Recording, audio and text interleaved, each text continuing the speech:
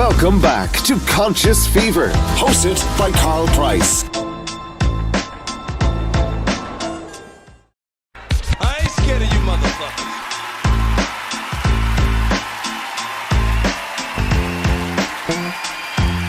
You are listening to Conscious Fever, hosted by Carl Price.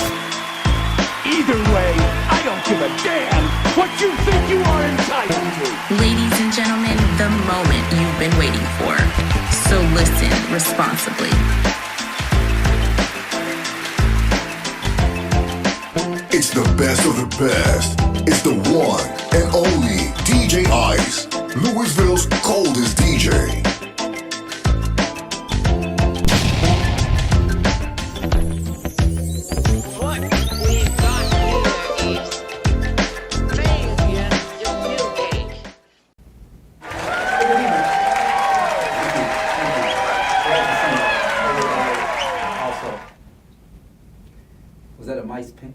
Mike Pence thing, you know how he holds his breath and says, "Bro, I just." But hopefully, we're not going to talk about the Republican debate. My name is Carl Price. This is Conscious Fever. It's brought to you, to everybody watching by Ice Entertainment Television and Conscious Fever Radio. I am your host tonight. We are going to. We've been gone a little bit. I was in Las Vegas last week. Oh, we didn't load up those Adele pictures. Went to see Adele, the best show in the world. If you get to Vegas, spend $800 or $900 to get a front row seat to see Adele. It's worth it. But anyway, tonight here on Conscious People, we are talking about, we're going to talk about homelessness. And the title is Homelessness Crisis, or Homeless Crisis, Who is Responsible? My friend Paul Mullins has opted to join us tonight, and we're going to talk about this. So I have Paul in the studio, but anyway, that's what we're going to talk about. I hope you are keeping cool in this bad weather. But listen, we have all kinds of problems and technical problems here. So if it's a situation where you can't hear me, just offer me some comments, or when the time comes, you can call in at 502-614, show that to me, 502-614-0441, 0441. That's the number. If you want to call in and talk to us tonight, we think we've got that feature back working. Technology sometimes may fool us. Maybe we do, maybe we don't, but we'll find out if you call in. And we want to hear your opinion on this topic, on anything that we talk about here tonight. And in particular, you know, we're going to briefly mention and show you the mugshot of Donald Trump. Yes, it's Conscious Fever. We got it right here tonight, fresh off the press. With that little logo from Fulton County Sheriff's Department right there above his orange wig. It says that he is now been arrested and booked, just like any other criminal defendant. Might as well do it to him like they do it like the black defendants, right? Okay, so but that's not going to be the crux of our show. Our show tonight is about homelessness and who's responsible. We want to hear your opinion on this because I live in Louisville, Kentucky, and the homeless problem here is effing crazy. It's effing crazy. I'm not saying the whole word because people have complained that I use profanity too much, and you know, y'all know the saying, right? The words of my mouth, let the words of my mouth be acceptable, you know, and that's not acceptable. So, but there we have a effing homeless problem all over this country, but particularly here in Louisville, and we're tired of it. I have actually this week I was telling somebody I have seen new faces almost every day that I travel from the short distance from my home to my office. So anyway, we're going to talk about that. Listen, I'm Carl Price. I'm hosting this Conscious Fever show tonight. I want y'all to, this is a show where you can be interactive. We want you to do that. We want to talk to you because I don't want to do all the talking. We're not going to let Paul do all the talking, although he's a lawyer and he likes to do that. But actually, before we go to a break, can we just put up that picture of Donald Trump and then bring Paul in as well. And I think it's Paul picture up there on the what you call it. You see that? There we go. Go to your right. Yeah, go there. You go. All right. So this is how about that? How about that, Paul? Paul, you haven't seen his mugshot, right? I've seen it. I've seen it. I've seen it. He looks like. Did you say he looked like a mafia person? Is that what you said? I think it's a cool picture. It's gonna get him some votes. I don't think it's cool. I think it's cool. Do you think somebody doctored that picture up? I thought it looks doctored, but they say it's real, man. I just think if you took a mug shot like it, It's gonna get him some votes. He actually wore his red Republican tie, his blue suit, like he was actually going to court. And how many criminal defendants wear a church suit into the jail? Right? Not too many. I mean, you know, I think he practiced in the mirror several times before he got there to take that mugshot. He knew what the result was going to be. He wasn't going to show up like he just, you know, got out of bed. So this was planned out. How much money do you think he's going to make off that picture? How much money do you think he's going to use that picture to raise? I mean, I can't give you a number, but he's definitely going to raise some money because that picture looks. I'm telling you, if he was a person that I liked, I'd say it looks super cool. Okay. All right, take that ugly picture off. Take me back to teleprompter 1. Now check it out.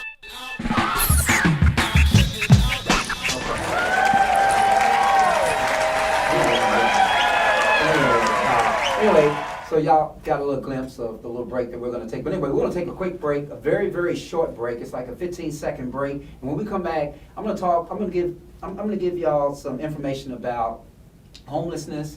And then Paul and I are going to talk about it. And again, if you want to call in, 502-614-0441. That's the number. And we're going to bring you in. That's some technology that we're going to learn to operate tonight as well. But I want to hear y'all's feedback because I'm just going to let it all out tonight, let y'all know how I feel about it. Because it doesn't appear, at least here in Louisville, that they're doing any damn thing about homelessness. I was just in Vegas, and I can tell you, I didn't see as many homeless people in Vegas as I've seen here. Amazingly. So anyway, I'm Carl Price. This is Conscious Fever here on Ice Entertainment Television, Conscious Fever Radio. After this quick break, I'm going to come back and I'm going to talk to you about homelessness, and I'm going to bring Paul in, and then we're going to talk to you, hopefully, about who's responsible for this homelessness and who is responsible for it. I mean, is it the family? Is it the individual? Is it the government? We'll be right back. Now check it out.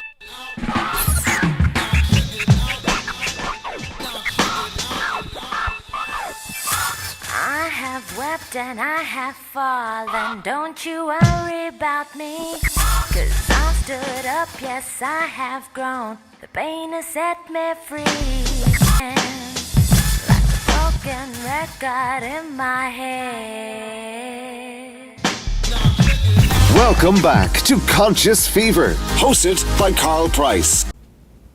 All right, welcome back to Conscious Fever here on Ice Entertainment Television and Conscious Fever Radio. Again, I'm Carl Price, your host, and we're talking about homelessness tonight. So I'm going to just share some things with you, and I hope y'all can get some understanding. But this information that I'm about to talk about, the source is actually HUD.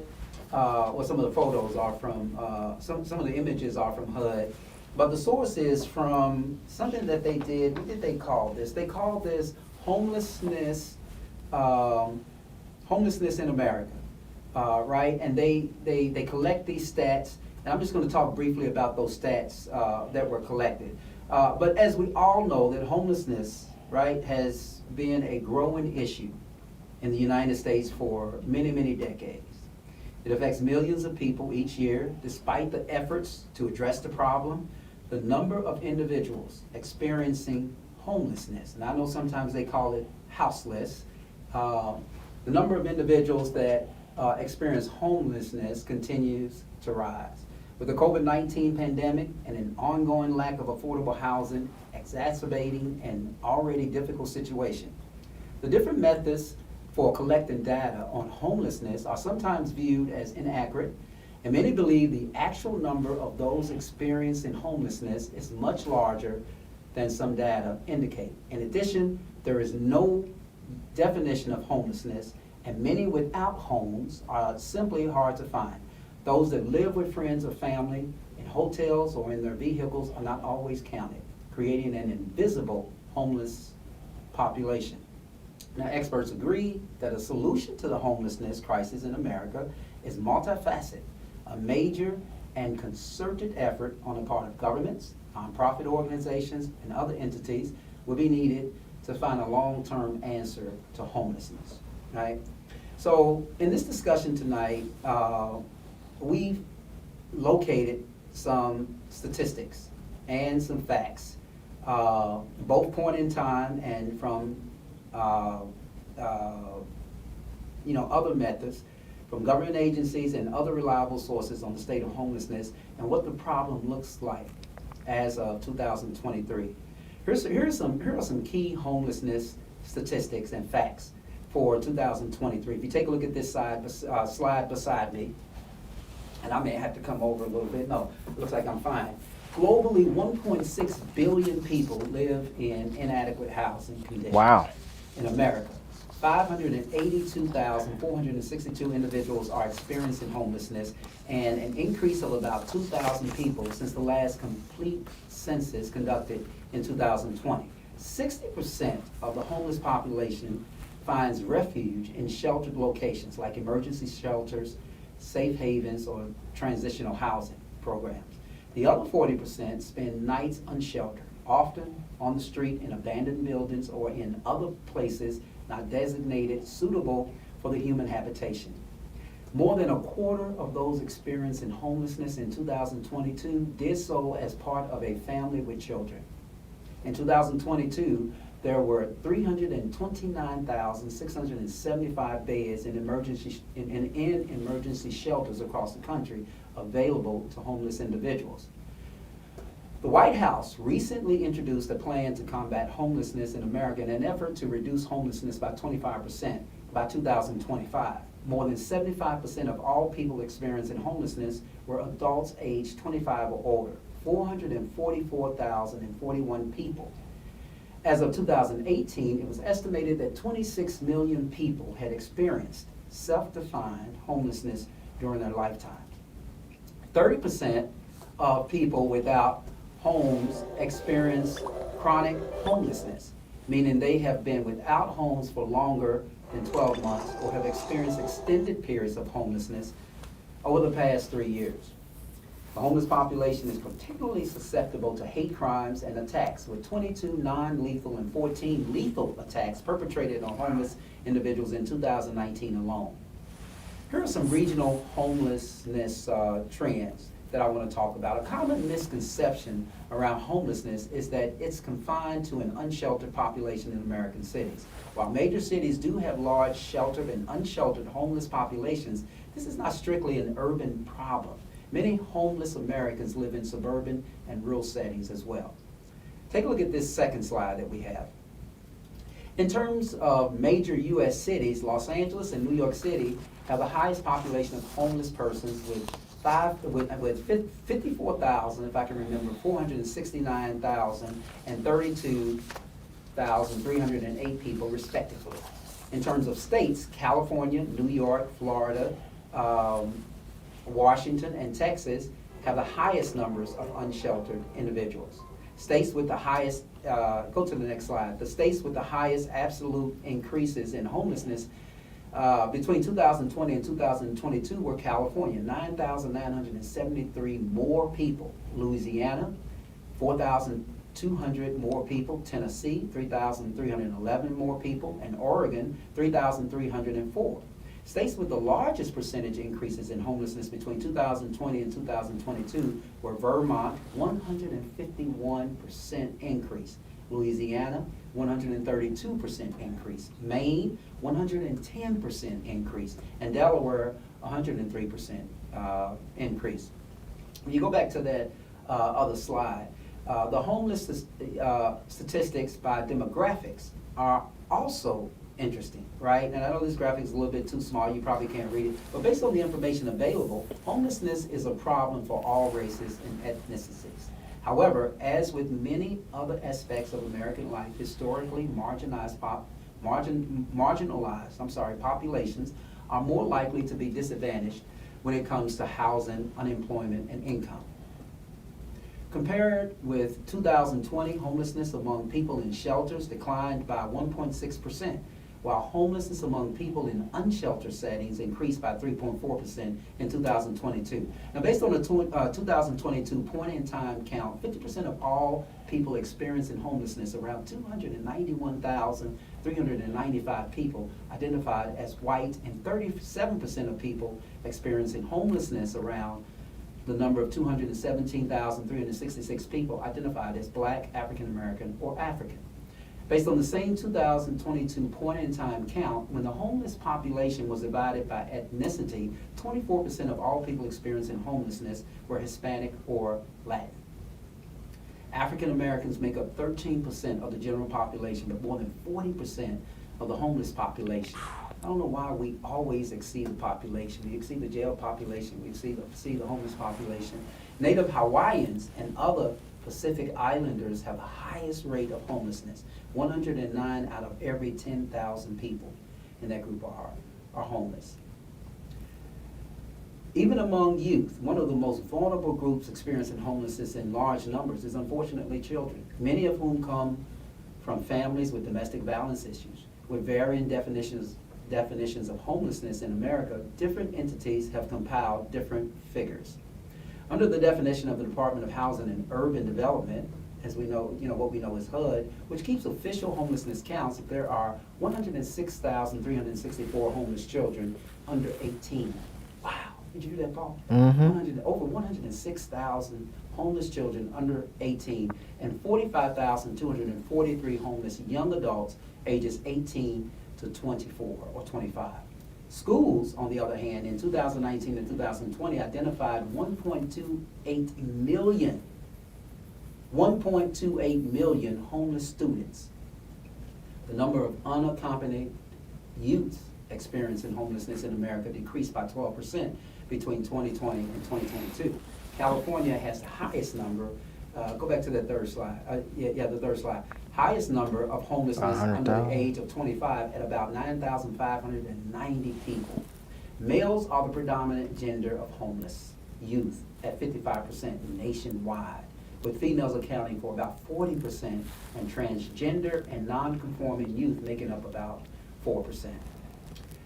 I don't have to tell you that veterans have space in this community as well.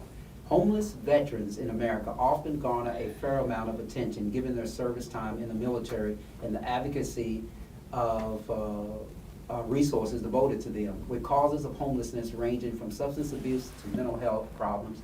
There is no single solution to reducing homelessness among veterans.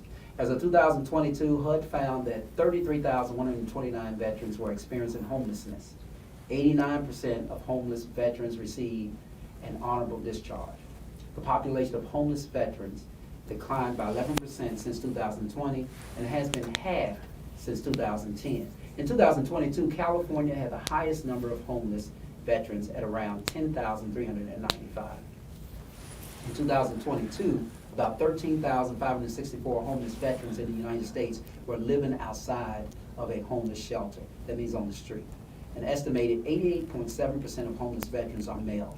And in 2022, 19,565 were living in homeless shelters. 76% of homeless veterans experience alcohol, drug, or mental health issues. Of veterans ages 18 to 24, 30.2% are unemployed. So, in concluding this, the issue of homelessness in America persists and poses a continuous and multi-dimensional challenge across states and communities. Identifying the regions that face the most severe difficulties and allocating additional resources and attention to them could lead to significant progress in tackling the homelessness problem. The most recent administration's efforts to remedy homelessness, that would be Biden, because Trump didn't, in America include a plan to create more affordable housing, rework mental health strategies by boosting system capacity and resources, and revamping national drug control policy to combat a decades-long substance abuse epidemic. That source is from Homeless Crisis in America, and a lot of those stats are from HUD. So I'm going to bring Paul in, and we want to talk about. Again, if you want to join in this discussion, because we got to try out this new technology, you can join us. You can join us by calling 502-614-0441. I probably need to have that number like right here in front of me. But I want to bring Paul Mullins in.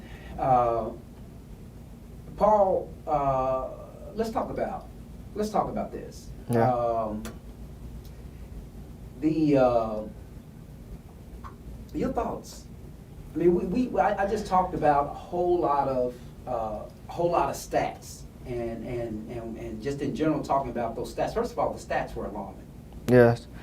You said something, I thought you said worldwide it was 1 billion. That sounds like a really high number. 1.68 billion? Is that what it was?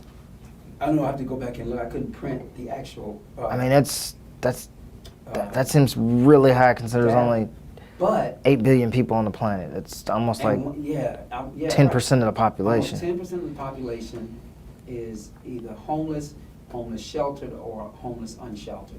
So it was pretty a staggering number if that's correct. But one way to Numbers?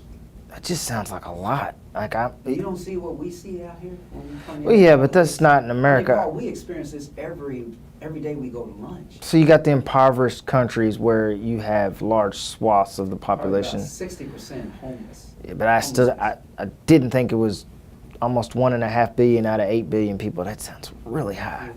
I think they just kill them in the Arab countries. There you go. Okay. No. I mean, because because they provide. Here we go. Resources for them. No, I mean, I'm just kill them. You. No, I'm not. That's not. Are you trying to say that that's a little overboard in terms of? That's a lot overboard. No. I'm telling you, I looked at that they annihilate because they give you resources, and the people that are too mentally unstable to take the resources, they just say we don't have any use. Right. So the best solution to, in my opinion, to homelessness is you got to build more homes, and not necessarily homes with a front yard, a backyard, and a fence, and rooms upstairs and downstairs. Just shelters. They could build homeless shelters that look more like dorms at colleges. They don't have to be homes with their own toilets and their own bathtubs or anything like that. But building more shelter is the answer. But you got to have political will to do that. And then you've got certain parts of the population that are homeless that aren't going to take advantage of that anyway. Like a lot of them don't want to stay in the shelters, and they just won't. You can build better housing that looks better than shelters, but there'll be a portion that just won't do it. So you have the Center for Women and Families. That's one type of homeless shelter. Those are better shelters, but we don't have enough of those to support the entire homeless population. So once you've built more housing, you've got to eliminate the problem. And some of the problem I would suspect, and I don't know, I'm no expert on this, I would suspect some of the problem is drug use, mental health, and all of those issues. Now, what did they used to do to mental health patients back when maybe you were younger or before? They used to put them all in one giant shelter. It was basically a shelter, but they had therapists and doctors there, and they felt like that was inhumane. But I don't know that when you walk down the street and you actually see people who are homeless, you know that it's more than just I don't have a job and I don't have nowhere to go. It's more so along the lines of drugs and mental health. Mental issues today. I mean, let me just back up and say, statistically, and maybe it's not only statistically, but we've always believed that that the homeless people were not. Yesterday were not the homeless people of today, right? The homeless people of today probably seem to have more mental issues, but of yesterday we always thought that they were individuals who went to the Vietnam War and came back and just didn't, could not stabilize themselves. But today it has expanded itself beyond veterans. Yeah, I mean, some of it is the drug culture, some of it is, this is my opinion. I don't have any stats to back it up. It's just my personal observation. Carl, I dealt with homeless people today. There's a guy that we walked. You gave him money, right? I did. There's a guy that. We should talk about that. Well, there's a guy that we see, and you may not know this person's name, and I don't know his name, but there's a guy that we see every time we walk to the Bristol Cafe. You know what I'm talking about? Who sits out there as a black gentleman? Guy with the great yes, dreads. He was sitting there today. He didn't ask me for anything. He didn't talk. He didn't talk. Ask you for anything? He didn't ask me for. Always ask you for money. He did not ask me for Always anything, ask you for but he money. was sitting in his chair and he just had his head down. I went into the Bristol. I came out of the Bristol. He was still sitting there and he had his head down. I passed him up. I got to the corner, and I said, and I didn't know you were going to do this show, but I said, you know what? This guy usually talks to us, even if he asks us for money, but he looked so down. I gave him a $20 bill. Woke him up, gave him a $20 bill, and he looked at me and his eyes were so bright. Like, no one sees him. He you know, maybe I'm contributing to his demise, maybe not. But to me, I felt like I was going to help out that day. Now, that $20 might have got him 2 meals, you know, but that's, I didn't have to do that, and I don't normally do that. And I don't want people who are homeless watching your show saying, hey, Mr. Mullins come around, we got him. Let me just tell But you, I'm all just, the years that we've been going to lunch together, you have poured many, many coins to the homeless people, even to the white guy with the red face that called us the N-word. I told you he referred to me and Kristen when we were walking one day on Market Street, said, you know, you ends always stick together. And that's why I don't give him any money. I never gave him any money anyway, because I have this theory about homeless people, like, you know, homeless people and different things like that. well, I mean, you know, there's, to me, there's, promote them or how we yes, protect them. there is a reason why people are homeless, and it ain't just because they're hard on their luck. I mean, usually when you talk to them, they have either a mental health problem or a drug problem. They got something going on. It ain't just like they're like, well, I lost my job yesterday, I'm homeless. A lot of people who I disagree with that, but You disagree with a lot?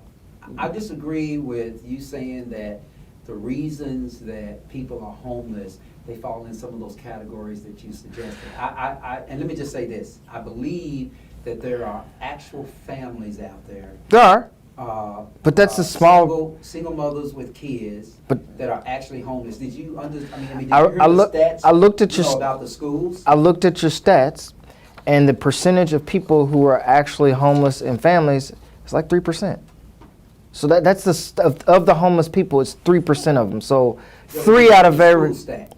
128,000 students that don't have a home to go to. I'm reading your stats. The most people are individuals, not families, not groups, but individuals. And if you're a homeless child, a lot of times, you know, there should be no homeless children because they're all taken in by the foster care system. So a homeless child has a little bit of a choice. Like it's a child who's a runaway or wants to be homeless or is with a family that's homeless. But if you're a homeless individual child, that's a choice because the foster care system's going to take you in and find you a home. So there's no big stat out there for homeless children. Yes, there are homeless children. Yes, that is a sad situation. But the majority of them are individuals who have, the ones you see on the street that they always show pictures of laying in the street. Obviously, you don't see a lot of video of kids laying in the street homeless because somebody will come along and take them to a shelter or take them out of that situation. Who bears the response? Go ahead. I'll let you finish. Well, because so when I'm thinking of homeless, honestly, I'm thinking of people who live on the streets as opposed to people who live in shelters. Living in a shelter, you're homeless, but you have again, shelter. So the 37% on your stats are the unsheltered. It's 40 total, unsheltered people, meaning people living out on the streets. So Right. About 40% of people who are homeless, and I didn't mean to put that in air quotes, but that are homeless don't have any shelter at all and are living physically on the streets. I'm more geared at targeting those people. If you are homeless and you're living in a shelter, at least you have protection. But don't you believe that some of those people who are homeless, unsheltered,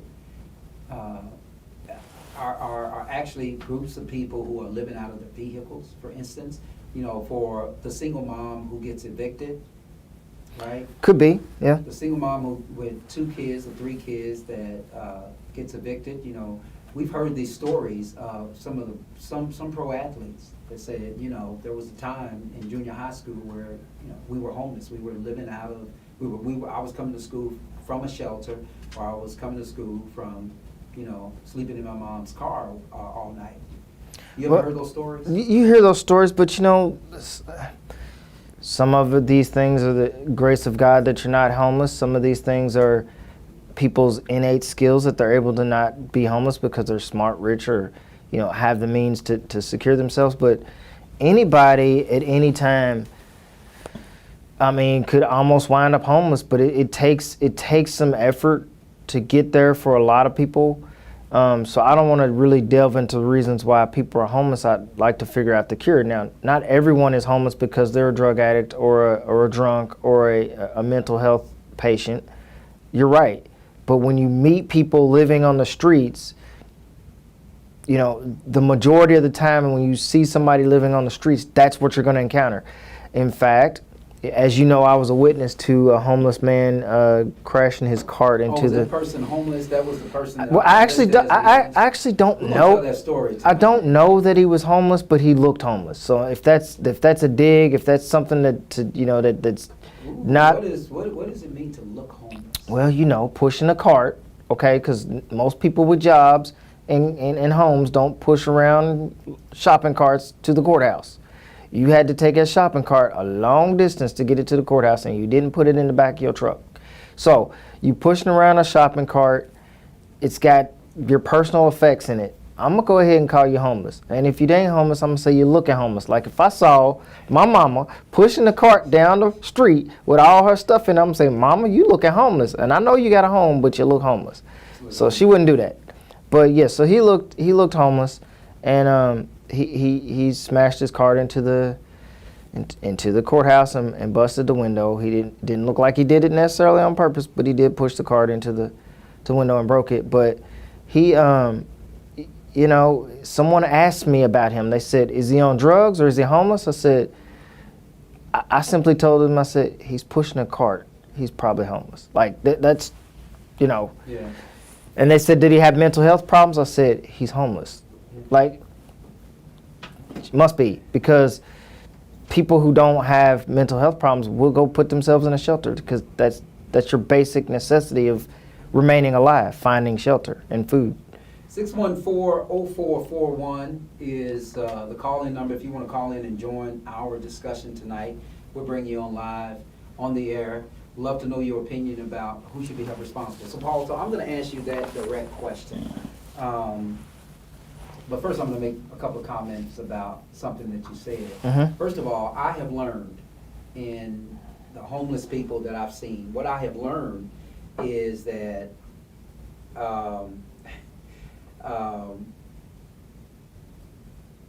I can confidently tell a homeless person if I have a question about who might be homeless that I've passed on the street, or that if I'm driving in my car and I pass and I see them, I generally look at their feet. I will look at the shoes that they're wearing. Now, and I'll just say that has always been the determining factor for me, and it's always worked, and I've always been right, 100%. So in other words, if you have someone with I'm laughing at you. No. Let me just break it down. Smell doesn't. You have someone with. Did you say smell? Doesn't that give it away? Well, no. If I'm in the car, I can't smell them. You sure? You know, I'm kidding. Distance. I'm kidding. You need to I was stop because you're really making it. I mean, but anyway, but here's the thing. If I see them, and I would generally look down at their feet. If I could see their feet, I could generally look down at their feet. And what I've learned is that the clothes are not that much of a determining factor, but their feet would always tell you, not the bare feet. Obviously, if they're bare feet, that's a dead giveaway. But if you look at their shoes, a lot of times their shoes are in such bad condition that you can almost tell. At least I can tell. Now, but if I see somebody and I'm thinking, I wonder if that kid is homeless, and then I look down and I see a brand new pair of Jordans, then I conclude that person is not homeless. Now, I understand that there's a lot of people out there that are giving homeless people shoes. But the problem with that is that they don't last long on the street, right? You know, if you're wearing a $200-300 pair of a $200 or $300 pair of Jordans, and you're a homeless person, at some point, Who's gonna sell them? you're probably going to sell them, and if you don't sell them, at some point, somebody's going to try to steal them from you and take them from you, because they experience a wide range of Crime. wide range of crime, and they are victimized. So that's one thing. I'm looking at these comments, and there's a comment that says, looks like Mr. Goodman, we see you. But we can't post a comment because the comments are not coming through on this particular channel. But his comment is that very few. I don't know what you mean by that. Explain yourself on the very few, or just give us a call here at 502-614. I have to keep looking at this, 0441, and then we can talk a little bit more about it. He makes a comment, Paul, that says not that many No, very few. I'm not sure what he's talking about. He could be reacting to something we said and we Yeah, just something we said and we just missed it. But in any case, so I think that that's one way that at least I've been able to determine. But here's my question to you, Paul. Who bears the responsibility of homelessness? Now, you can take the easy route out and respond to that question and say the individual themselves. I was going to say that's not the easy way out. Right, no, it's not the easy way out because those with mental illnesses that we in the criminal justice system, for instance, or in the clinical system, has not detected that they have a mental illness, right. That could be our problem. I mean, I guess the community bears the responsibility of caring for its sick, but realistically, I believe, maybe it's not true on every single case, I believe that if I meet a homeless person and I were to ask them about their family, they would be estranged from their family because normal, typical, it doesn't have to be a great family, but normal families don't let their own people go homeless unless there's tension or friction or they can't get along or you don't want to care for somebody. For instance, if you're good to everybody around you, 9 times out of 10, I'm making that stat up, but it just seems like people take care of you when you get older. But if you're a bastard to everybody, and I'm sorry, I use a cuss word, but anyway, if you're not a good person when you get in your older age, even your family kind of runs in the opposite direction when it comes time to taking care of you in your old age. And that's my experience. I haven't experienced that personally within my family, but I'm saying to you, you've seen all kinds of cases, and you see these families where brothers and sisters ain't talked to each other in forever, and nobody takes care of the great aunt because she been mean to everybody. And I'm not saying lets them come and stay with. Correct. And so when you have someone who's homeless and they're fairly young or of some age where you think they have family members left, you wonder why is your family letting you live out here like this? And it's sometimes because you've been on drugs, you don't warm out, they don't want nothing to do with you. And this homelessness is your last resort. Even if you have mental illness, for instance, people in your family want to take care of you with a mental illness unless they can't control you, unless they can't do anything, unless you've pissed everybody off so badly that even with your mental illness, they don't want to help you. But here's the concern I have. Do we not believe that the government has some responsibility to control its homeless population? And I ask that question because here in Louisville, I mean, literally all times of the day, we see homeless people. Well, and their ages. I mean, let me just say this, Paul. I have seen consistently a kid that looked as if he was 16 or 17. He could have been 20, 21. You know, I mean, because some people look younger than they are. But the first time I saw him, it was just, a blur. But when I started consistently seeing him, same clothes, for 7 days in a row. His shoes were decent. Now, he would have fooled me with the shoes, but the same clothes, and he looked generally presentable. But then what gave him away for me was that he's wearing the same clothes every day. And then we get to the 10th day, and I see him as I'm driving down the street or walking down the street, and then it just hits me, that is a homeless kid. Of course, they all have a backpack or have some types of possessions with them. You have the guy that pushes the cart and all of that. But it seems to me that the government has some responsibility to control this homeless population. Because some homeless people are dangerous. Well, when you say control the homeless population, they build, we have public housing. Not enough. You're right, we don't have enough, but I know that some of the homeless people you and I see on a regular basis in downtown Louisville, where you've seen them so much you know their names, they don't care about public housing. You think about the mentality you have to wake up every morning and from a street or wherever, I don't know that they're living on the streets, we just see them in the same spots every day. And your daily routine is sitting on a corner with your hand out, and not just for a day, not for a month, but for years. That's the mentality. Government can't help that. What do we do about the people who are faking the funk? I don't know who's faking the funk, man. Oh, come on, Paul. You did see that story on Channel 3 here in Louisville, Wave TV 3, where John Bowe an investigative reporter, Mhm. actually went out and was following this man. Mhm. And this man was faking that he was in a wheelchair. He's done this in Lexington. He's been convicted of it, gone to the penitentiary before, and he's out doing it again. Those are the people, it's people like him that I refer to as faking the funk. Mhm. And what do we do about them? Because They get arrested for being frauds and panhandlers in land. very few. And of course, when the pandemic hit, they just stopped arresting. Well, let me just back up so refer to everybody. The Kentucky Supreme Court about 2 or 3 years ago issued a ruling in a case from the Supreme Court that basically prohibited prosecutors from prosecuting people because they're poor and they're homeless. That was the essence of the case. So basically, if you're out on the street and you're minding your own business, the police can't walk up to you and say, you don't need to be out here, go home somewhere, or get away. You know, of course, if you're on private property, they can ask you to get off private property. But when that, you know, and when that case passed, or when that case was issued and came out, we started seeing more people on the street corners begging because because before that ruling came out, if you were out on the street corner begging, the police would actually pick you up for panhandling. There was an ordinance, but then the Supreme Court of Kentucky struck down that ordinance, and so we have a lot of that now. But let me just say this.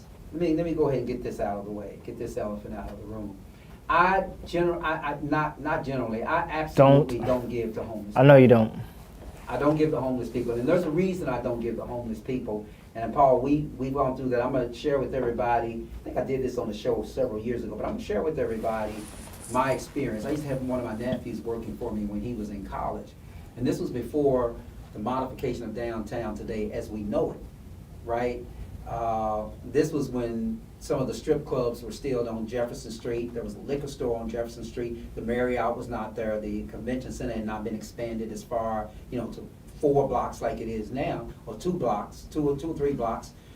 And we used to walk. I used to park over there where the parlor place is now. It's a restaurant place over there, right where Griff's restaurant used to be. And so we used to walk that every day. And when we would walk that, my nephew criticized me he said, man, I can't believe that you don't give these people just a quarter or a dime or something like that. And I said, Wayne, what's going to happen is they're going to walk over to the liquor store and spend it. And so we made a bet. You don't know that. Well, let me just finish my story. I'll finish. We made a bet.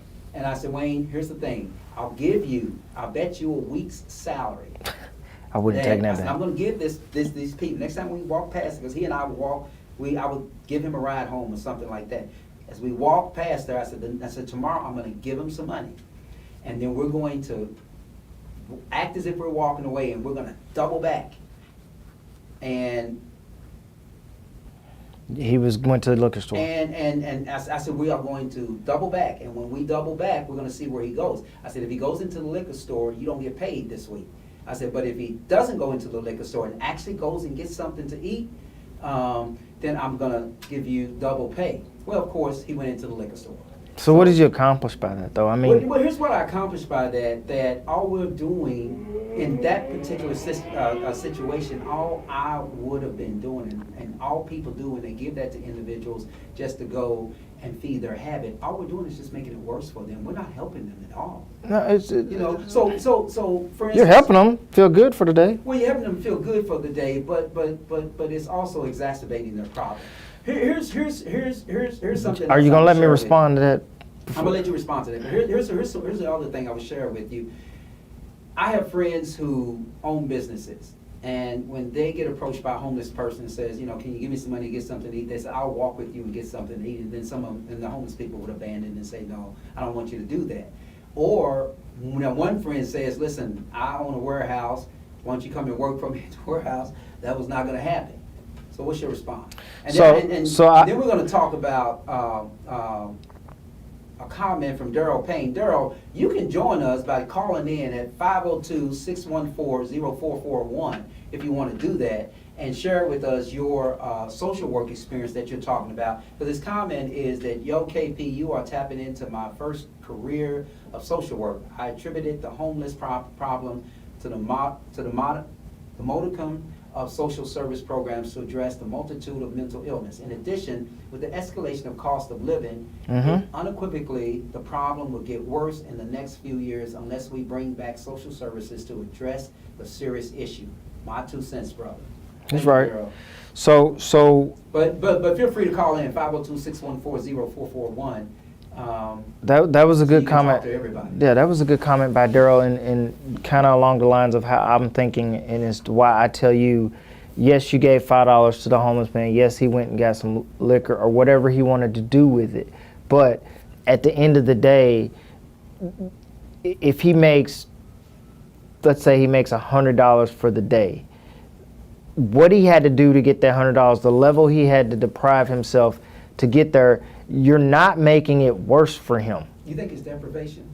If so, Carl, what mental state do you have to be in to sit on the street and ask people for maybe money that's as your the only issue. way of No, living? no, Paul, maybe that's the issue. And you think that is people, the mental state. But Maybe I'm that's the saying, issue. my question is, do you think that not succeeding is going to suddenly make him wake up one day and say, "Oh, I better stop this"? No. All he's going to do is say, "I'll try better next time." Now they have out signs, little pre-made signs. They're going to find, instead of finding a way to get a job, instead of finding a way to make their life better, they don't have the mental state to see this is not the way to live. I mean, what? So why should we promote that? Because he's still a human being. No, I understand He's that. not an animal that you're just kicking on the street. I Right, mean, but we're not if the you only saw a ones dog, that- if you that- saw a that- dog that- outside that was hungry, you'd feed him. You wouldn't say go find a master. Yeah, I mean, you're right. I'm sympathetic to dogs. But I'm just saying that we're not the only resource for them. There are many places that they can go and get free Right, food. you're absolutely right. You're not many resources, but if I lost $5 playing the lottery, you know, to me, if I gave it to the homeless man and he had a happier day, that's better to me. I gave the guy, I didn't have to give the guy 20. He'd have been happy with $2. I gave him 20. He didn't even ask for it.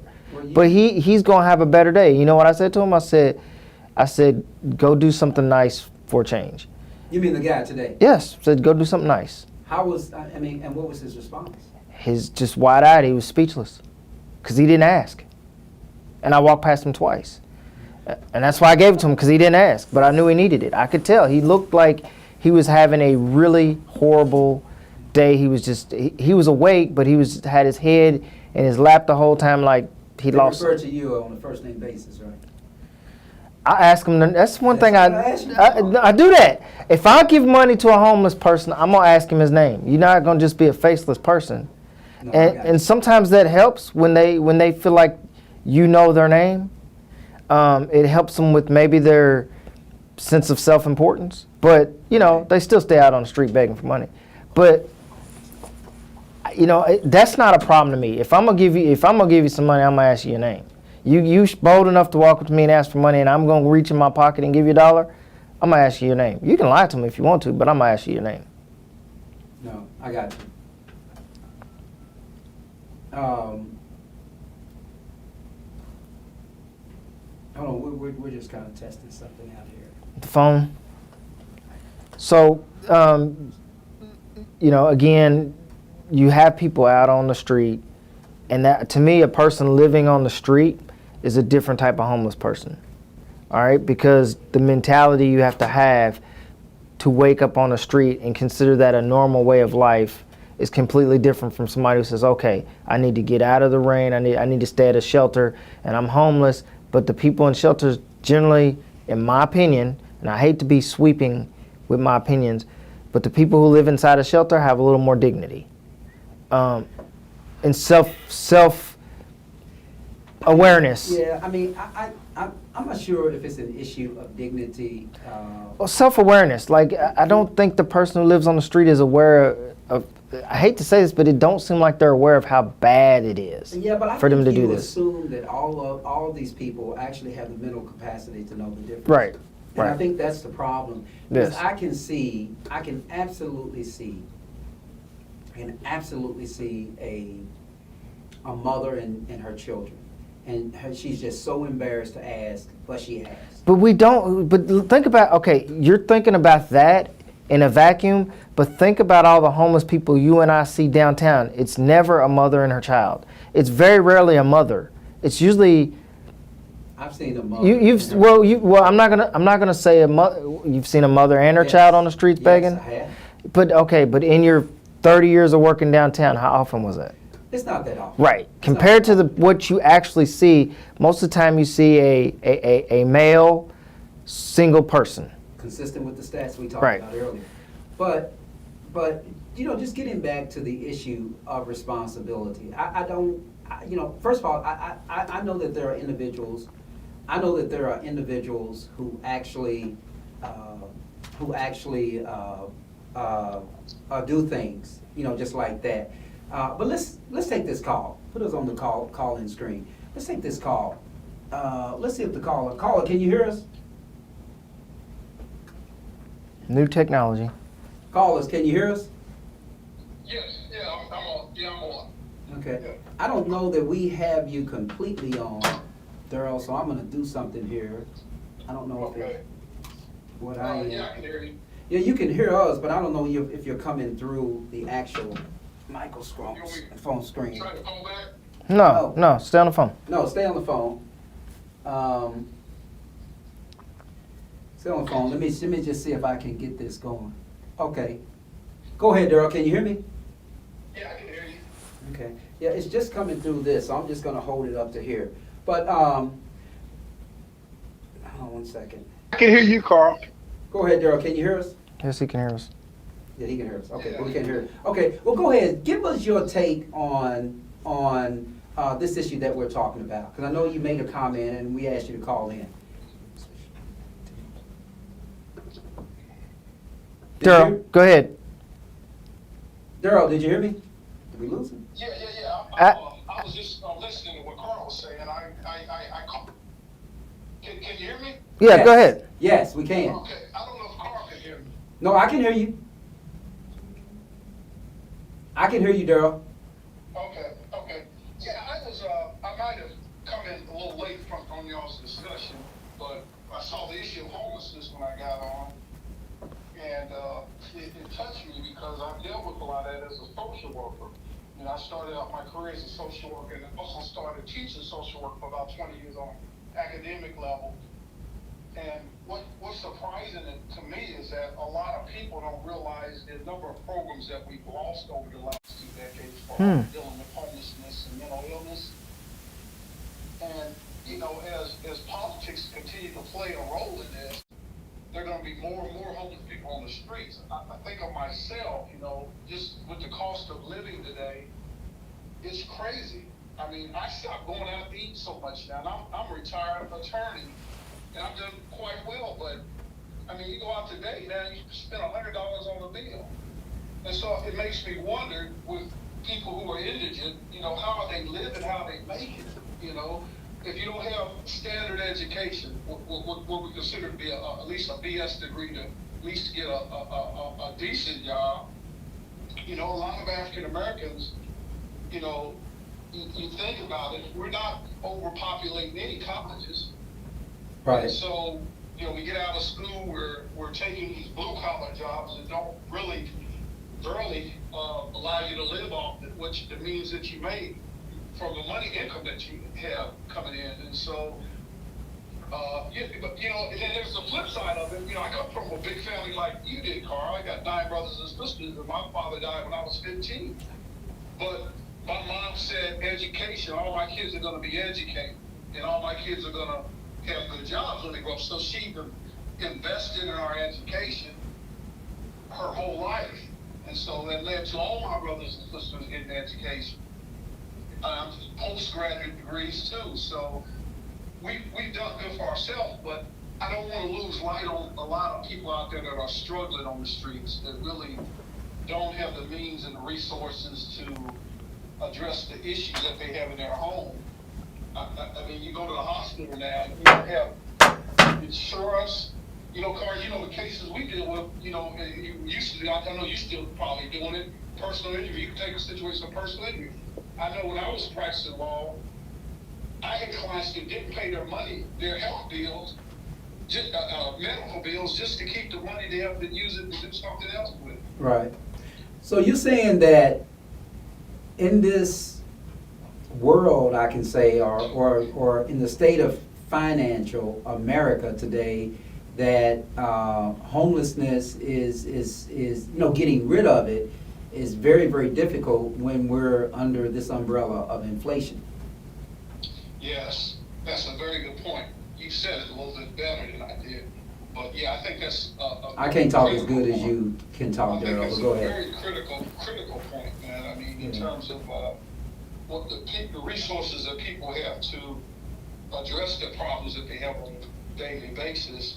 I used to do an exercise around a professor because I had a lot of students that felt like homelessness was blown out of proportion. So we would have them go out on the streets where people were homeless and talk to them.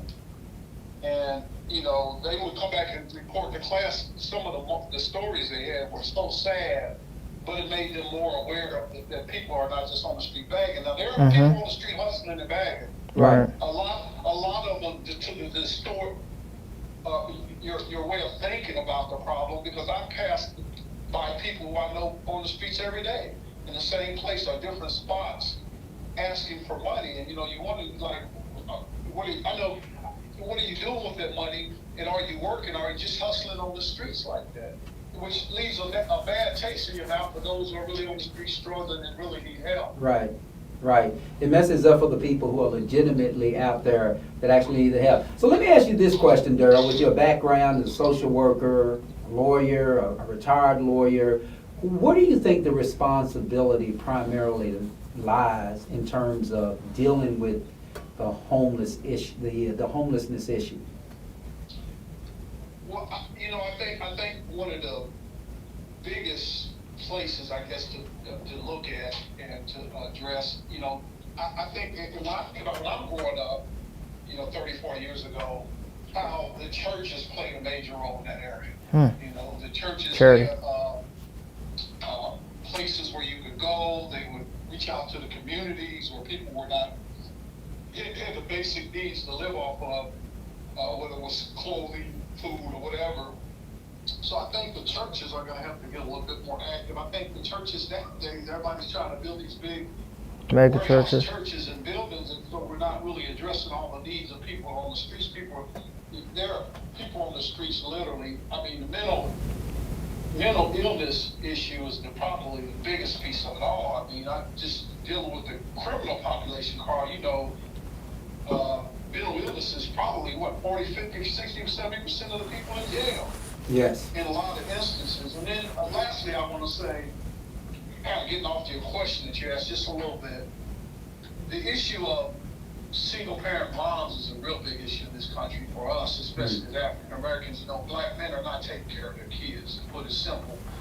And so you got women out there trying to work 2, 3, 4, 5 jobs to take care of 2, 3, 4 kids. That's a hard thing to do. And then the reality of that situation, that scenario is that when that kid becomes a teenager, that mom don't have any resources saved up for that kid to help that kid go to school or college. Right. So most of those type of kids, they end up on the streets just working at McDonald's or wherever they can get a job. And so I think the major problem we have in our communities and our culture, with our culture, is that we don't take care of our kids. Black men are not taking care of their kids. Or at least supporting women who are stuck with those kids that have to raise them. Right. And I mean stuck. I mean that's the only parent that child has. Right. And I think that's a discussion for a whole show. Yeah. But man, listen, Daryl, we appreciate you calling in and giving us that information as well as offering your expertise. Well, thanks so much for having me on, Carl. I'm going to start listening. More time I think about it, I get on late and then the show's going. Yeah. But I love the show, man. Your topics are wonderful, man. Right. Wait till we start talking about Paul and his romantic lives. Come on now. That's gonna be very. Come on now. That show won't happen. Okay. By the way, Daryl, I think you know Paul. He's one of your frat brothers, man. Fine reply. Yeah. Yeah. Okay. Well, listen, Daryl. Thanks for calling in, man. And we have to catch up. All right. Okay. Thanks for having me on, Carl. Yeah. Y'all take care. Yeah. You too. 502-614-0441. You know, that's our number here, but we're about to get out of here. But interesting. Your thoughts on on Daryl's comment. Well, he mentioned something that struck me as very important, and we kind of glossed over, but he said the politics behind it is causing programs that were in place to help combat homelessness have been stripped away. And these are the things where you watch TV, you watch the debates, and they talk about, I'm going to do this, I'm going to do that. But really, it's not that they never do it. It's the real meat and potatoes of actually governing is when you make these programs that actually help people. Saying I'm going to put some money into it don't mean nothing if you put all the money in the wrong place. And so they always talk about the budget, and people say, well, they put too much in the fence and not enough here. And people don't really know what that really means. But what that really means is exactly what Daryl was talking about. Programs are getting cut, and you think, well, so what? Programs getting cut. And then when the program actually gets cut, the people in the know, like Daryl, they know exactly what's getting cut, and they need, they need to be sounding the alarm, because because when you say these things on a political stage, people don't care. We want to hear about Ukraine. We want to hear about the wall. We want to hear about, large, eye-popping, attention-getting topics, but it's the small topics that make the country a good country. And you're getting rid of the safeties and protections, for instance, on this topic of homelessness, and nobody ever talks about it. Yeah, well, unfortunately, we have a tendency to see it every day with work, where we work and what we do, and it's a little unfortunate. Carlos, one thing we didn't talk about, and that is there were 2 instances where the homelessness in Louisville definitely got out of control, and it's not comparable to Seattle, but Seattle had a huge, I don't know if they still do because I don't live there, but they had a huge homelessness population that was way out of control. But we had the homelessness 2 summers ago in Jefferson Park, and we had the homelessness under the bridge on, I think, between Brook and Jefferson. Yes. Out of control. We still have those issues. Yeah. We still have those issues, but I think what's going on here in the city, and first of all, let me just make one small clarification, that what we saw in 2020 in Jefferson Square. Jefferson Square was the center piece of the protest, and so there were all kinds of stories about they were bringing the homeless there to make sure that somebody was there. That's what it looked like. Yeah, that's what it looked like. But at the same time, I believe it. You had individuals who set up tents that were staying there because they were protesting. But then all of a sudden, the homeless people realized that this is a spot that we can go stay to, and nobody's gonna move us. And nobody's gonna move us, and they began coming there until the city got fed up with it and decided to move it. The Viaducts, I'll tell you, we still have the problems with the Viaducts. Those of us who live downtown, we go past the viaduct. But what they're doing is they are moving from area to area. So the police will come with the limited resources that they have and clear them out under this viaduct. They get to go to another viaduct, and they have an entire community, and they've normalized the fact that I can build a tent and live on a street under a viaduct, and they don't the mental health for you to actually do that. You can't tell me that you don't have a mental health problem if you think that I can pitch a tent right here rather than go to a shelter, rather than call a relative, rather than try to find some place to live, and this is okay. To me, you gotta have, to be homeless, you gotta have something different. Not right. Right. And so, but here's what's really interesting. This is the final comment I'll make, and then. And again, when I say homeless, I mean people on the street, as opposed to maybe you couldn't get in the shelter, but the regulars who are on the street. Houseless people. Yes. That is the preferred name today. But let me just say this. Here's what I have found interesting. I was just in Las Vegas, a city that has a big homeless population. I was recently, a few weeks ago, in a conference, last month at a conference in Atlanta. Catastrophic homelessness there. And then here in Louisville, the homeless problem that we have, one of the things that I have noticed is that there are certain areas where homeless people just simply doesn't go. And you would think that they would want to go there because those areas are heavily populated. Let's talk about Louisville. In Louisville, you don't see a lot of homeless people on Waterfront Park. No. At all. And that's strange to me, but I don't know if that's just level 2 or step up enforcement by law enforcement Right. to keep them away from there. But even in those places in Atlanta that were heavily populated, where individuals walking around, obviously at lunchtime, they had probably spare change to give away, no homeless people. Las Vegas, out of all places where, ordinary people like you and I go there, lose a lot, stay there, continue to lose a lot of what of our resources and our assets, and then all of a sudden we're homeless, we're stuck in Vegas. But I didn't see it that much on the Strip. So We my saw it in isolated areas, but not so necessarily on my the Strip. simple answer. I'm curious about that. My simple answer and my theory, I don't know this to be a fact, but my simple answer to that would be economics. You're not going to see homeless people in an area where, the people with money are going to come. You don't see them hanging out in front of banks. No, I'm not talking about wealthy people. Well, no, I'm no. just talking about ordinary people like you and I, You got to who understand. they can beg money for. You got to understand. Vegas is going to keep the Strip clear of vagrants and homeless people because that's where the city of Vegas gets their income. Isn't there a problem? But shouldn't we find? We don't find people at Waterfront Park because that's where we want people to come to. Right, but shouldn't we find? We don't care that- about people hanging out under the viaduct shouldn't because we find nobody's that going under to the be a viaduct. problem, though. There are certain areas that you prefer that the homeless don't come, so you level up the enforcement so they won't be there, which means that they have to now be in other areas. Well, that In makes sense. residential areas. I've got quite a few in my, well, not quite a few, but I have some in my area. But if you think about it, that makes sense. You can't push them all the way out of the city and police every section of the city and get rid of them. So they got to congregate somewhere. Yeah, I just find it to be problematic. Anyway, Paul, I want to say thank you for joining me tonight. Okay. We could have talked about Donald Trump, and we still got that photo of Mr. Trump. We could have talked about Donald That would have been a Trump whole nother show. and the book. And look at that, man. Look at that. He looks cool, man. Photo. Everybody. It seems like everybody's been waiting because he just got booked like less than 2 hours. 2 hours ago. And there are like 500,000 memes out there dealing with Donald Trump and his booking photo. That's a cool booking picture. I ain't It gonna is vote for him, but it's I cool. mean, man, his hair is blonde. His hair looks like it's been. I ain't gonna he's lie. a hairdresser. You think he has a hairdresser? I don't- On Trump One on that airplane. Probably. Okay. They probably fixed him up right before he went in. They fixed him up because he doesn't look like he's going To get booked. turn himself into the police. He looks like he's saying, "I got this." But I am as someone who works in the criminal justice system.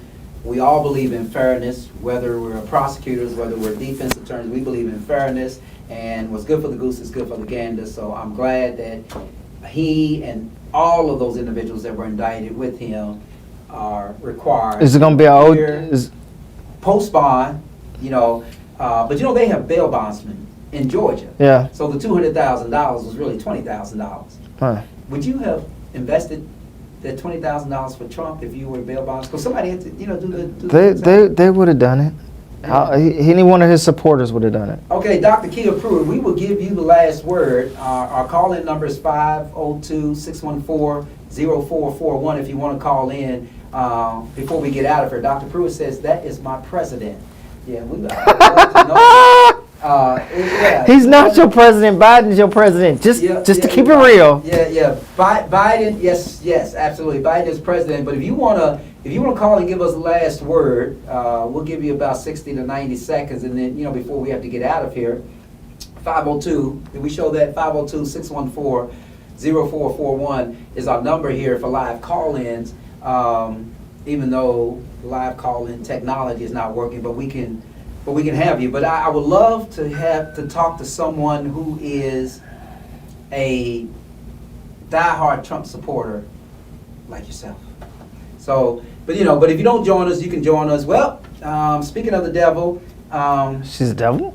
no, she's not the devil. Oh. She's not the devil. I just said, speaking of the devil, that's just a term. But anyway, we have Dr. Kia Pruitt, the Dr. Kia Pruitt on the line. And I know I owe you an appearance on your show, and I haven't forgotten about you. I'm just busy as HELL. But let's talk about this. Put that photo up there so we can... Ask her what she thinks about the photo Yeah, first. Paul wants to know, what do you think about Donald Trump's mugshot? Let me see. I was just doing a show of my own, so I'm just now joining your show. I noticed he put that mugshot actually on his Twitter account too. Oh, how much money did he make? How many donations? How many millions did they give him for that? I don't know how much money they gave him, but he sure got a whole lot of likes. Yeah, I would tell you that it's actually not a bad. I know. I don't even like him, and I like the picture. It's not a bad photo. I mean, the hair is good and blonde. The hair is not too orange. The skin is perfectly tan. The red Republican tie, it's got it going on. And but the mean mug, you know, he can do it out. But I see that little sheriff's thing right there, and right above the what is that? The left side of him, left side of him on the picture. That is the badge of the sheriff of Fulton County. So. Yeah, let me. I see that. Wow. I know that's sexy, isn't it? It is. Yeah. Ask her if she'd vote for him if he was in jail. Toxic masculine man. Yeah. Well, ask her if she'd vote for him if he's in prison. Go ahead, Paul. Paul has a question for you. Dr. Pruitt, would you vote for that man if he was in jail? I sure would. I would vote for him if he was in jail unless somebody could prove that he had done something that was against the law. Well, I'm thinking that if he went to jail, that somebody would have proved that he did something that was against the law. I'm just guessing. Well, you know, don't black men go to jail every day, but sometimes for things that they didn't necessarily do. So just because he's been put in jail doesn't mean that he violated the law. See, I happen to believe that President Donald Trump is working with some other powers to take down certain group of individuals that have stolen the republic from us. Ooh. Our lawful government. You should let her call in first, and then we wouldn't have done the homelessness at all. We wouldn't have done the homelessness at all. We would just have talked about that, but we will do that. We are at the end of the edge of the show, but Okay. you believe hey Troy, Dean of Michigan, but you believe that you still believe that and I know you do, so I'm going to ask a rhetorical question, but you still believe that Donald Trump is really here to save. I believe he's here to save humanity. Yes. Like I Jesus? do. And I believe that he's Like here Jesus? to restore the republic and the Constitution for the United States, because you know the republic has been usurped by bloodline families, and they took the government and they incorporated in 1871 as a religious nonprofit organization in Delaware. Oh my goodness, we might have to have some overtime on this one. Called the Constitution of the United States, which is different from our republic and our lawful constitution. Donald Trump has been put in place to take down that nefarious group of bloodline families and to end the corporation. This is Who why put him on this during mission? the Super Bowl, the Eagles lost, because they're letting us know that the Roman Empire, which the Eagles symbolize, is over. I see. And the United States is bankrupt. Did the And Eagles the Chiefs won. lose because... Everything they do is a ritual. Yeah, you know this. That you know how I believe. Right? No, I got you. The Eagles didn't win because Jalen Hurts threw an interception?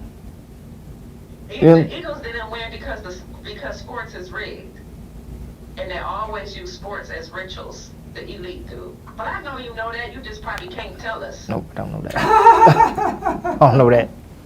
Sorry, I don't know that. All right, Dr. Pruitt, listen, we're going to give you... And you owe me, Mr. Price. I owe you. Waiting. Tell her I'll come on our show. I owe you, and I have not forgotten. I owe you immensely. I feel neglected. You No. promised me a show. I one thing I would never do in my whole life is neglect black queens. I would absolutely not do that. So You no, won't neglect the queen. Okay. no, I will not. So listen, I owe you. I know I owe you, and yeah, because I'm excited to come on your show. I'm excited to come on your show. I'm excited to come on your show. And how long is your show? My show is as long as I want it to be. Okay. Right. And it's growing. You know, they took my YouTube channels down, but, you know, because I talk too much. I'm a conspiracy nut. So, but I have a Rumble channel now, and it's growing. And as a matter of fact, I'm going to have somebody from Trump's team on Monday that I interview. So it's growing. I'd love to be on that show. My channel is growing. Okay, but well- I want you to come on to help our community. No, I will come on and help the community. Yeah, I will come on and come on and help the community. I was about to say that if we were going to talk about some of the things that we're talking about tonight, then we would probably be on the show as long as you would like us to be on the show disagreeing. But because there's some theories that I'm not talking about conspiracy theories. There are some fundamental beliefs that I have that are different from other people in this country. I'll say. Okay. But I am excited to come on the show, and I will come on the show, and I promise you that. I look forward to it. Thank you. I know you're a man of your word, so I look forward to it. And so thank you both, gentlemen, for even indulging me. It's an honor and a privilege. Really, even though we disagree, I'm really honored that you all even thought of me to invite me on the show. Thank you. Oh yeah, listen, we are all soldiers of the Alabama Brawl. Okay, so you know what? This is one time I wanted to challenge you. You know I don't believe in challenging men, but I wanted to challenge you about the brawl so bad. I almost text you and say, let's go at it, because I don't believe the brawl is what people think it was. yeah. I think it was staged. Okay, you got Paul making all kinds of faces. I just rolled my eyes. I wish you. I don't think he staged. Paul on camera. He threw his hat up. That wasn't staged. He was ready to go. Yeah, the hat is like the best signal. Right. Now you know good well that look weird. If you were mad, you gonna take the hat, throw it down, not throw it up. Like cue the fighters. All right. Ask her about Shaquille O'Gills. Shaquille O'Gills. The young man that jumped in the water. The swimmer. That young man looked like he was a professional swimmer. That's the funny part. He was not no regular 16-year-old boy. I'm telling you, that looked staged to me. It said his name was Shaquille. I know that the Alabama Brawl is not over because it's in court now, so we would have time to talk about it. If that you want that to be a topic on your show or subtopic on your show when I come on, or maybe you can come back to Conscious Fever and we can just talk about what really was going on that dock, because you know me, I'm in the same boat with Otis Redding. I was not sitting on the dock of the bay. So, and maybe you were, because you know it really didn't happen. But look at all the water terms, the banking terms, the admiralty law, maritime law, banking, mooring, water, Mr. Shipman. I mean, nah. They are telling the story that they're moving away from admiralty law to the laws of the land, and it's going to be the laws are being returned from the shipment of the Europeans back into the hands of the Moors. That's why they kept using terms like mooring. These people are just so easy to read. You are so incredibly intelligent. I can't wait to either have you back on this show or that I come to your show. Anyway, thanks for calling in, Dr. Pruitt. Thanks for allowing us to take up some of your time, and we will talk soon. Okay, enjoy your evening. You as well. All right, Carl Price, Conscious Fever, here on Ice Entertainment Television, Conscious Fever Radio. Paul Mullins, thanks for. Hold on, before we switch screens. I want to meet her. You want to meet her? Well, she is going to come on the show live, and when she does that, we will talk a little bit more. Y'all quiet with her dropping the mic on you. We quiet because our mouths are still open. Right, Troy, we are basically it's at the end of the show. All of our energy, we've already. No, I got energy, but my mouth is just open. But you know, we love Dr. Pruitt. We love when she's here. We love to hear what she says. And just like she said, respectfully, we disagree, and when we disagree, it's all in love. That's just what we do. So in any case, it'll take me, Paul. Thanks. Your last words, Paul. Dr. Pruitt does this to us all the time. Leaves us speechless. Dr. Pruitt just leaves Paul speechless. I don't have a comment. I'm just let it go. I think she said it all, and moving the laws from the water to the land. That's what Alabama Brawl is all about.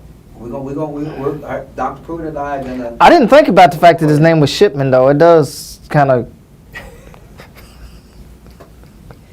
You convinced? No.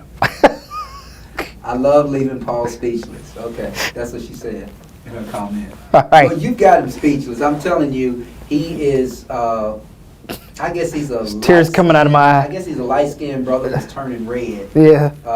You know, he's a brother turning red, Dr. Pruitt. So yeah, that's what you did. That's what you did to him, and it wasn't from sex. So not that it would have been. I'm just saying that, you know, y'all know, Paul, where did that come from, right? Okay. Anyway, listen, we got to get out. Paul, thanks for joining me tonight. Welcome. We're gonna bring you back. Yeah. Trump. We're gonna bring you back when Trump goes to jail. How about that? Bring him back before then. Before then. That's gonna be like in a year or two. Yeah, because I ain't waiting that long. I don't know about that. He's not gonna go to jail any faster than that. If he keeps screwing, They're not gonna hold him in contempt. It's all a threat. It would be too big a deal to put him in jail before he is actually convicted. They didn't even put a bond on him. You know, if he was a regular defendant, he'd had a bond higher than that. He had a bond he probably couldn't make in Alabama. Let a black man go to jail for anything. Oh, you done ran a red light, caused an accident. You going to jail, boy. That tie killing me, though. Yeah, I know. The tie that Donald Trump had on. I mean, are you talking about the tie, Troy? Or what are you talking about? Anyway, This tie. listen, we have to get out of here. We got things to do tomorrow and things to do tonight. My take on the brawl, she's got a link in there, Paul. So you go home and watch the show and then hit that link. Dr. Pruitt just put a link there. Got it. In terms of her take on the brawl. Got it. You got it? They can't hold my president down. Well, they made him post a bond. And they pretty much hold him down right now. He's Made him come to Georgia. 60% overall favorite to win the Republican primary. Anyway, I'm Carl Price. Thank you, Paul. Carl Price. This has been. You take me to the end screen. This has been Conscious Fever here, Mike. Ice Entertainment Television. I like that fast domino. Anyway, I'm Carl Price. This has been Conscious Fever, Ice Entertainment Television, Conscious Fever Radio here in Louisville, Kentucky. Come back and see us next week.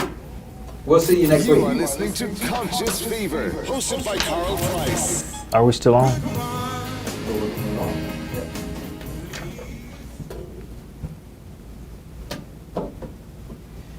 Yep. I lay me down to sleep. I pray the Lord that I wake again. I wake again. I pray the Lord that I wake. Now I lay me down to sleep. I pray the Lord that I wake again. I wake again. I pray the Lord that I wake.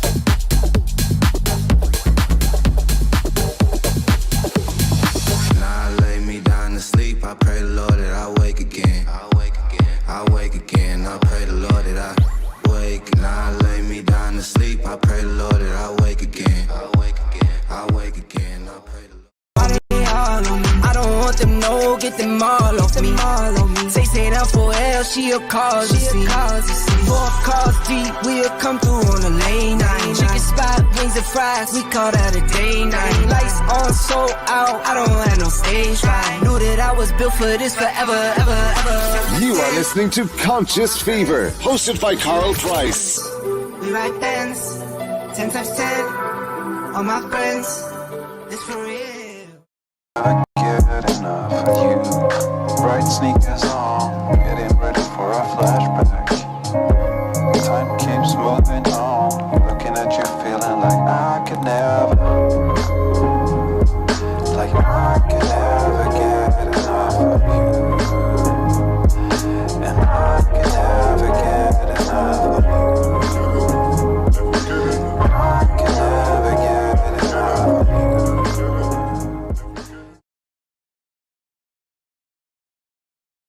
You are listening to Conscious Fever, hosted by Carl Price on 97thebeatfm.com. I was born by the river in a little tent.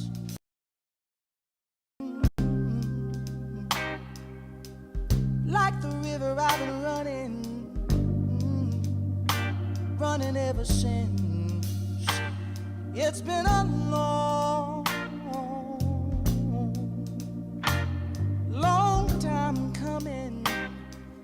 but I know change gonna come. Oh, yes, it will. It's been too hard living, but I'm afraid to die. 'Cause I don't know what's up there beyond the sky. It's been a long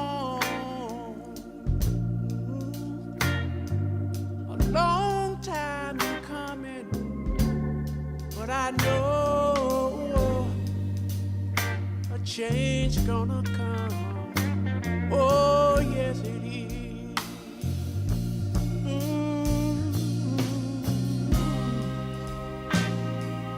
Then I go to my brother.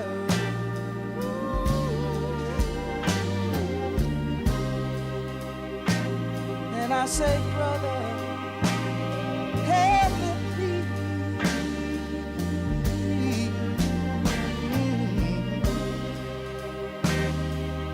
But he wind up